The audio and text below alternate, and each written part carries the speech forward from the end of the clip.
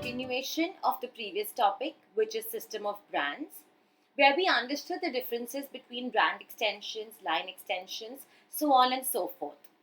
But like any business decision, even brand extensions can have possible advantages as well as disadvantages. And that is exactly what we will cover in today's video.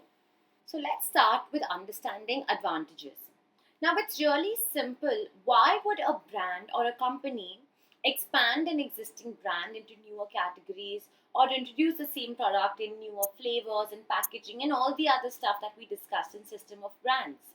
It is mainly to be able to cater to a wider set of audiences and different consumer demands.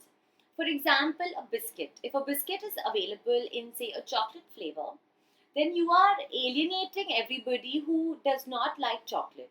There could be people who prefer, say, a vanilla flavor or a strawberry flavor, and hence by expanding your offerings to the consumer, you are able to cater to a lot more people and hence obviously make a lot more business. Now, while this product might be new, think about it from the consumer. When you already have trust in one brand, you are more likely to continue trusting that brand and try out its other market offerings, hence making it fairly easy for the company to establish itself even in a new category. So you're essentially going to be leveraging your brand equity into newer categories and hence making newer people try your products and then eventually become loyalists. You can enhance or improve your existing brand image by introducing a category that's probably more premium, or by introducing a line extension or brand extension that can actually become more successful than the current brand. It will obviously positively impact brand image, and that is something every company and every brand is striving for. Efficiency.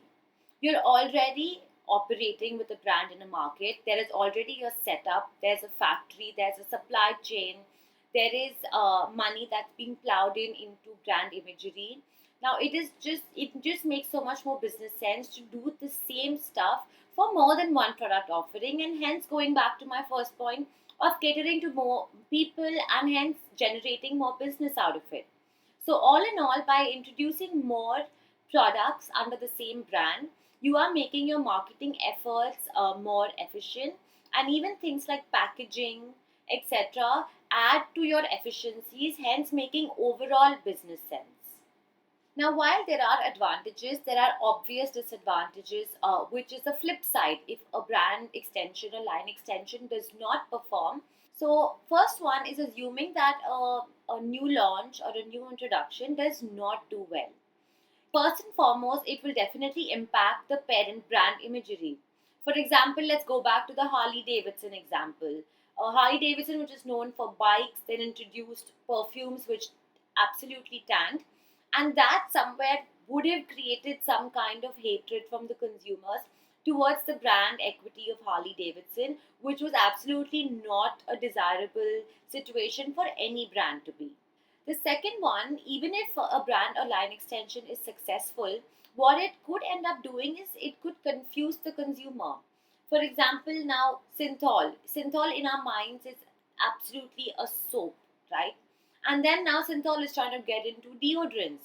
And as a consumer, you will say, Synthol, you're supposed to be a soap. Why are you confusing me by entering different unrelated categories entirely? Now, while it does make business sense and all of that, but from a consumer's lens, it could create some amount of confusion, which of course there are ways and means to battle. And a third disadvantage would be cannibalization. I start with an example to explain this.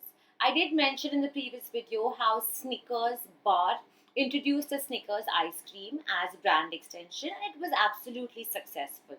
But think about this, as a consumer who is loyal to Snicker bar, one evening when I'm hungry at 4 p.m., instead of going and buying a Snicker bar, I decide, let me try the ice cream. So instead of buying the bar, I go and buy the ice cream. So here I'm literally eating into the probable revenue of one category for the other. This is a classic state of cannibalization. And this is something that is very obvious. It will happen in case of a brand or line extension. Of course, there are ways and means again to battle this as well, but some amount of cannibalization is something that the company is almost ready for in most cases, because you cannot expect your consumer to be consuming both your existing as well as new product in its ongoing quantities. There will be some amount of trade off.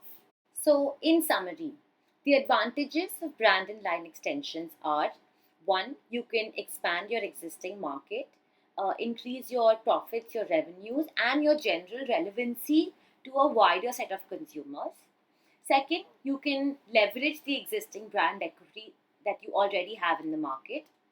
Third, you can improve the existing brand imagery that you have already established. And lastly, you can add to your business efficiencies. For disadvantages, number one, that the consumer will end up being confused in some cases if a brand enters too many categories or extensions. Secondly, the brand equity or brand image that could probably have been built over many years could get damaged with a poor brand or line extension. And lastly, extensions do always, in most cases, lead to product cannibalization.